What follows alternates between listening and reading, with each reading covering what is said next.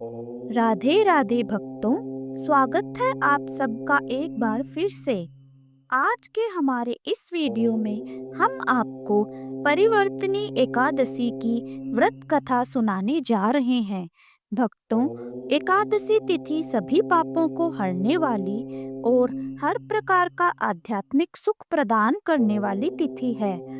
यह भगवान श्री हरि को अत्यंत प्रिय है और ऐसे ही पुण्यमयी एकादशी तिथि है परिवर्तनी एकादशी। भाद्रपद मास के शुक्ल पक्ष की एकादशी का नाम होता है परिवर्तनी एकादशी। इसे जल झूलनी ग्यारस के नाम से भी जाना जाता है। इसे पद्मा एकादशी भी कहा जाता है तथा वामन एकादशी भी कहा जाता है। यह जो एकादशी है, यह चातुर्मास का मध्यांतर होता है। इस दिन जगत के पालनहार अपने सोने की अवस्था में परिवर्तन करते हैं, अर्थात करवट बदलते हैं। इसीलिए इसको परिवर्तनी एकादशी कहा जाता है।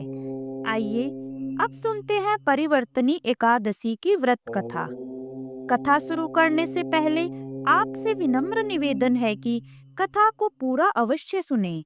कथा को पूरा सुनने से ही कथा सुनने का पुण्य प्राप्त होता है। एक समय युधिष्ठिर महाराज भगवान श्री कृष्ण से कहने लगे, हे भगवान, भाद्रपद शुक्ल एकादशी का क्या नाम है, इसकी क्या विधि है तथा इसका महत्व कृपा करके मुझे कहिए। तब भगवान श्री कृष्ण बोले, हे धर्मराज, पूर्ण स्वर्ग और मोक्ष को देने वाली, सभी पापों का नाश करने वाली यह उत्तम भाद्रपद मास की शुक्ल पक्ष की एकादशी है, जिसे जल झूलनी एकादशी, परिवर्तनी एकादशी या वामन एकादशी के नाम से जाना जाता है। अब मैं आपको इस वामन एकादशी की व्रत कथा सुनाता हूँ। ध्यान पूर्वक सुनिए। एक समय भक्त प्रहलाद के पुत्र तथा विरोचन के पुत्र राजा बलि दैत्यों के राजा थे, जिन्होंने अपने पराक्रम से तीनों लोकों पर आधिपत्य कर लिया था। हालांकि उनमें अपने दादा के समान दानवीरता के गुण भी थे, लेकिन असुर कुल से होने के कारण उनमें अहंकार बहुत था। उन्होंने अपने गुरु शुक्राचार्य की सहायता से 100 यज्ञों का आयोजन करवाया, जिसके पूर्ण होते ही वह सदा के लिए देवराज इंद्र के आसन पर विराजमान हो जाते। तब उन्होंने 99 यज्ञ पूर्ण कर लिए, लेकिन 100वां यज्ञ जब उन्होंने शुरू किया, तब देवराज इंद्र सभी देवताओं के साथ भगवान विष्णु के पास सहायता मांगने उनके धाम वैकुंठ पहुंच गए। वहां जाकर देवराज इंद्र ने भगवान श्री हरि को सारी समस्या बता दी और कहने लगे कि यदि बलि ने 100वां यज्ञ पूर्ण कर लिया तो उसका अंत करना असंभव हो जाएगा। इसलिए धर्म की रक्षा के लिए आपका धरती पर अवतार लेना आवश्यक है। तब भगवान श्री हरि विष्णु ने स्थिति की गंभीरता को समझते हुए पृथ्वी पर अवतार लेने का निश्चय किया। जब राजा बलि अपने गुरु शुक्राचार्य के साथ 100वां यज्ञ का आयोजन करने जा रहा था, तभी वहां भगवान विष्णु एक छोटे कद वाले ब्राह्मण के रूप में अवतार लेकर आए तथा दान मांगने की इच्छा प्रकट करने लगे। राजा बलि अपनी दान वीरता के लिए प्रसिद्ध थे, इसलिए उन्होंने यज्ञ शुरू करने से पहले उस बटुक ब्राह्मण को दान देने का निश्चय किया। वामन अवतार में आए भगवान श्री हरि ने कुछ भी मांगने से पहले बलि से संकल्प लेने को कहा और कहा कि वह जो भी मांगेंगे उन्हें देना ही होगा। राजा बलि को अपनी धन संपत्ति तथा शौर्य पर अहंकार था। इसी मद में वह संकल्प लेने लगे। उसी समय उनके गुरु शुक्राचार्य ने वामन अवतार में आए हुए श्री हरि को पहचान लिया और बलि को चेतावनी देने लगे कि वह संकल्प ना ले तथा यज्ञ की शुरुआत करे। किंतु राजा बलि अपने अहंकार में चूर था अपनी दानवीरता से पीछे नहीं हटना चाहता था। उन्होंने अपने गुरु से कहा कि वह अपने द्वार पर आए किसी भी ब्राह्मण को खाली हाथ नहीं भेज सकते। तीनों लोकों के स्वामी भगवान विष्णु उनके द्वार पर एक याचक के रूप में आए हैं, तो वह कैसे मना कर सकते हैं? ऐसा कहकर राजा बलि ने संकल्प ले लिया। संकल्प लेने के बाद उन्होंने ब्राह्मण से अपने लिए कुछ मांगने को कहा। तब वामन अवतार में भगवान श्री हरि ने अपने लिए 3 पग धरती मांगी, जिसे राजा बलि ने स्वीकार कर लिया। बलि के स्वीकार करते ही भगवान विष्णु के वामन अवतार ने अपना रूप अत्यधिक विशाल कर लिया तथा संपूर्ण ब्रह्मांड में फैल गए। वामन रूप में श्री हरि ने अपने एक पैर से संपूर्ण पृथ्वी को नाप लिया, दूसरे पैर से स्वर्गलोक को नाप लिया। अब तीसरा पग रखने के लिए कोई जगह शेष नहीं बची थी, क्योंकि वह राजा बलि की संपूर्ण भूमि इत्यादि ले चुके थे। इसलिए उन्होंने राजा बलि से पूछा, अब तुम अपना वचन कैसे पूरा करोगे? यह सुनकर राजा बलि का अहंकार चूर चूर हो गया तथा उन्होंने तीसरा पग रखने के लिए अपना मस्तक आगे कर दिया।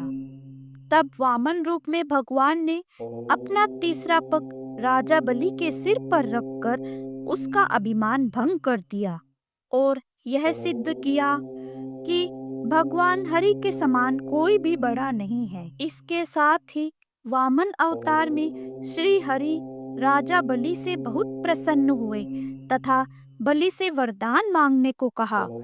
तब राजा बलि ने कहा कि भगवान, आपके इस रूप पर मैं अत्यंत ही मोहित हूँ। मैं सदैव आपके इस रूप का दर्शन करना चाहता हूँ, इसलिए आप मेरे साथ पाताल लोक में रहें। तभी से चातुर्मास में भगवान विष्णु का एक रूप राजा बलि के पास पाताल लोक में रहता है और एक रूप में भगवान क्षीर सागर में विश्राम करते हैं। इसके बाद उन्होंने राजा बलि को पाताल लोक भेज दिया तथा स्वर्ग का शासन इंद्रदेव को सौंपकर भगवान श्री हरि में समा गए। भगवान श्री कृष्ण आगे कहते हैं, हे राजन, इस एकादशी को भगवान श्री हरि शयन करते हुए करवट बदल लेते हैं। इसलिए तीनों लोकों के स्वामी भगवान विष्णु का इस दिन पूजन करना चाहिए। इस दिन तांबा, चांदी, चावल और दही का दान करना उचित है। रात्रि में जागरण अवश्य करना चाहिए। जो विधि पूर्वक इस एकादशी का व्रत करते हैं, वह सभी पापों से मुक्त होकर स्वर्ग में जाकर चंद्रमा के समान प्रकाशित होते हैं और यश पाते हैं। जो इस पाप नाशक कथा को पढ़ते या सुनते हैं, उन्हें हजारों अश्वमेध यज्ञों का फल प्राप्त होने के साथ वैकुंठ की भी प्राप्ति होती है। जय श्री हरि विष्णु। आइए अब सुनते हैं एकादशी व्रत के साथ सुनी जाने वाली तुलसी माता की कथा। एक समय की बात है, एक गांव में एक बुढ़िया रहती थी। गांव की सभी औरतें रोज तुलसी माता को सींचने जाती थी। सब तो जल सींचकर आ जाती, परंतु बुढ़िया माई तुलसी में जल सींचती और कहती, हे तुलसी माता सबकी दाता, मैं तेरा बिलड़ा सींचती हूँ, मुझे बहू दे, पीले रंग की धोती दे, मीठा मीठा घास दे, वैकुंठ में वास दे, चटक की चाल दे, पटक की मौत दे, चंदन का काट दे, रानी सा राज दे, दाल भात का जीवन दे, 11 की मौत दे और श्री कृष्ण का कांधा दे। तब तुलसी माता यह बात सुनकर सूखने लगी। तो भगवान ने पूछा, हे तुलसी, तुम क्यों सूख रही हो? तुलसी माता ने कहा, मेरे मन की मत पूछो। तो भगवान ने कहा, अगर मैं यह बात नहीं पूछूंगा तो कौन पूछेगा? तो तुलसी माता ने कहा, एक बुढ़िया रोज आती है और एक ही बात रोज कह जाती है। तो भगवान ने पूछा कि कौन सी बात कह जाती है? तब तुलसी माता ने कहा, वह कहती है, तुलसी माता सबकी दाता, मैं तेरा बिड़ला सींचती हूँ, मुझे बहू दे, पीले रंग की धोती दे, मीठा मीठा घास दे, वैकुंठ में वास दे, चटक की चाल दे, पटक की मोत दे, चंदन का काठ दे, रानी सा राज दे, दाल भात का जीवन दे, ग्यारस की मौत दे, और श्री कृष्ण का कांधा दे। पर मैं और सभी बात तो पूरी कर दूंगी, लेकिन कृष्ण का कांधा कहाँ से दूंगी? तो भगवान बोले, वह जब मरेगी तो मैं अपने आप कंधा देने आऊंगा, तू बुढ़िया माई से यह कह देना। इतना कहकर भगवान वहां से चले गए। कुछ समय बाद बुढ़िया माई एकादशी के दिन मर गई। सारे गांव वाले इकट्ठे हो गए और बुढ़िया को ले जाने लगे, तो वह इतनी भारी हो गई कि किसी से नहीं उठी। तब सबने कहा, यह तो इतनी पूजा पाठ करती थी, पाप नष्ट होने की माला फेरती थी, फिर भी भारी हो गई है।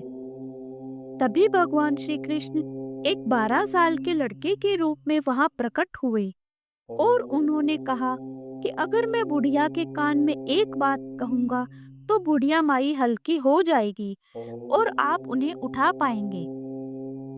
सब लोगों ने लड़के को नादान समझकर वहां से हटाना चाहा, परंतु एक बुजुर्ग ने उसे स्वीकृति दे दी और कहा, तुम कह लो जो तुमको कहना है।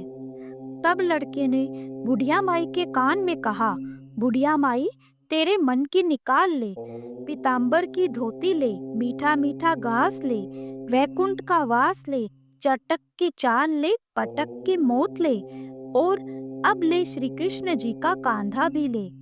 यह सुनकर बुढ़िया माई हल्की हो गई। भगवान श्री कृष्ण ने बुढ़िया माई को कांधा दिया और बुढ़िया माई को मोक्ष मिल गया। हे तुलसी माता, जैसे आपने बुढ़िया माई को मुक्ति दी, वैसे ही सबको देना। कहानी सुनने वालों का भी भला और सुनाने वालों का भी भला। जय श्री राधे कृष्णा। भक्तों, कथा अच्छी लगी तो वीडियो को लाइक एंड शेयर करें। कमेंट में जय श्री हरि विष्णु जरूर लिखें। और अभी तक आपने हमारे चैनल को सब्सक्राइब नहीं किया है तो इसे सब्सक्राइब भी जरूर कर लें। अगर आप हमें फेसबुक पर देख रहे हैं तो पेज को फॉलो अवश्य करें। तो मिलते हैं अगले वीडियो में। तब तक के लिए जय श्री कृष्णा, राधे राधे।